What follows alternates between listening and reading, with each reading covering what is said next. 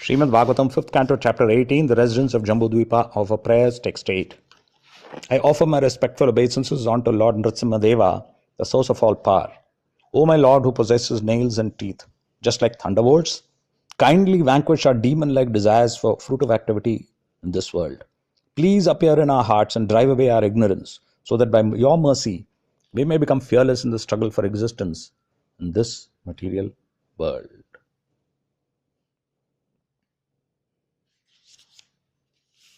So these are the prayers of Prahlada Maharaja in his position as the king of Harivarsha. So in Harivarsha, everyone worships Lord Nrsimhadeva. And see these wonderful prayers and understand them. Srila Prabhupada says in the purports that he quotes the Srimad Bhagavatam 4:22-39, where he says that devotees always engaged in the service of the toes of the Lord's lotus feet can very easily become free from hard knotted desires for fruitive activities.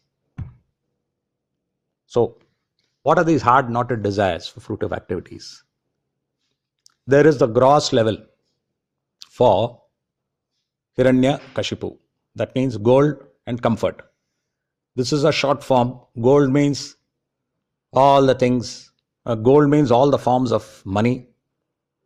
And Kashipu refers to all sorts of physical comforts, whether it's a car or soft beds or air-conditioned houses. These are all for comforts. So Hiranya and Kashipu is what? In the gross level we are all striving for money and comforts. So right in the beginning, when we come to Krishna consciousness and we start chanting the holy name, then these gross desires slowly start melting, provided we chant in the proper mood. The proper mood is where we are just understanding that this Hare Krishna Mahamantra is a prayer to Lord Krishna that please engage me in your devotional service. We're praying to Krishna and Srimati Radharani, please engage me in your devotional service. This is the pure meaning of the Hare Krishna Mahamantra. So if we just chant every morning, just remembering this, oh Krishna, please engage me in your devotional service. Oh Srimati Radharani, please engage me in your devotional service. Again and again, again and again, again and again, we say it thousands of times. So the purpose of, so if we say this thousands of times, then Krishna as Paramatma within the heart. Krishna as Paramatma within the heart is normally neutral and he's just watching what we are doing, striving for Hiranya and Kashipu, striving for gold and comforts. And he just reports back on this, on what we have done. He puts it into the records, what we are doing. So he just watches. And he grants us permission also for everything according to our karma. If you have permission for gold, you get gold. If you have permission for comfort, you get comfort. And so on. And then if you desire to do bad, as we mentioned in a previous verse, if you desire to do bad also, he'll say, okay, that is your desire, do bad. And that goes into your bad karma notebook, remember? And we do it. So he's sitting like that, just watching everything. But if we start chanting this wonderful prayer of the Hare Krishna Mahamantra, requesting him to engage us in a devotional service, he wakes up. And even though we are chanting with so many offenses, if we are not attentive all the time, or if we are committing any of the other 9 offenses, then he starts working on us. He starts purifying our heart of these gross desires first, so that slowly our desire for this would reduce. But of course, what happens is that after we chant and then again we go into the material world, we tend to again get dirty. Just like a child, every mother knows you clean the child very nicely. The one time he's clean is in the morning, when you, after bathing or whatever time you bathe the child, the small baby, that is the only time it's clean. Rest of the day, it's just becoming more and more dirty, more and more dirty, more and more dirty. So the same thing happens to our minds and our hearts, that we chant Hare Krishna in the morning, there is a cleansing done of our hearts, of these desires. And then we dirty ourselves in the material world and the old desires start seeping in again. They seep in from the past and they seep in from the present.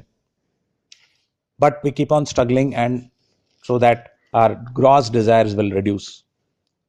But the real tough ones are the subtle desires. Just like in the Gundicha Marjanam, Chaitanya Mahaprabhu first removed all the gross particles, the dust and all that was removed. And then they went in between the crevices, removing all the dust which is stuck in between. So that is his proxy for the subtle desires within our heart, for name, fame, and glory. That is also fruitive activities. If we do devotional service, and if we want to be praised for that, if we want to be identified, oh, he did the devotional service, how wonderful. Or she did it, how wonderful. She's singing, how nice. He's such a good manager, how wonderful. If we want to be praised like that, that is a subtle desire within the crevices of our heart, which we have to remove.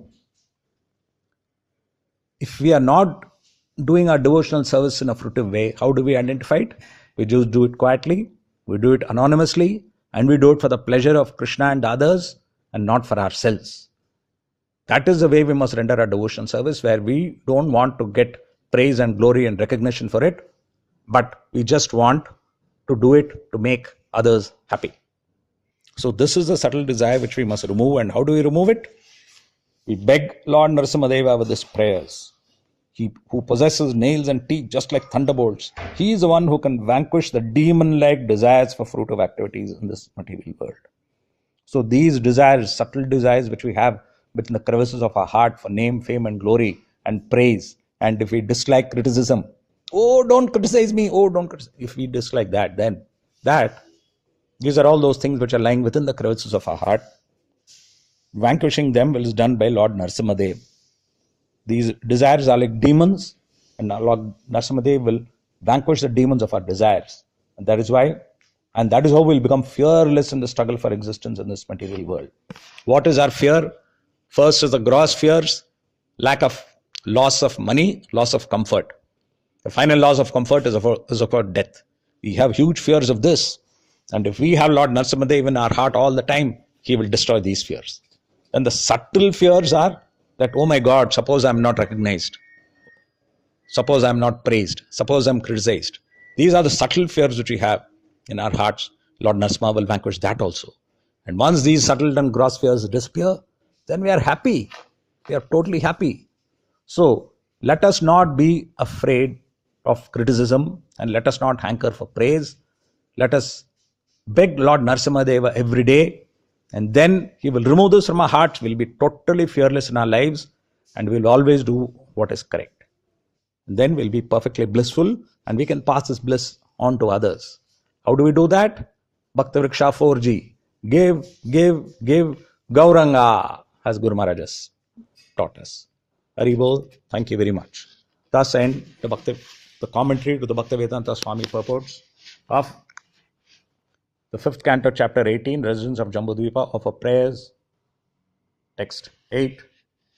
Very soon, Prem Padmini Devidasi will speak her commentary. Hare Krishna. Thank you very much.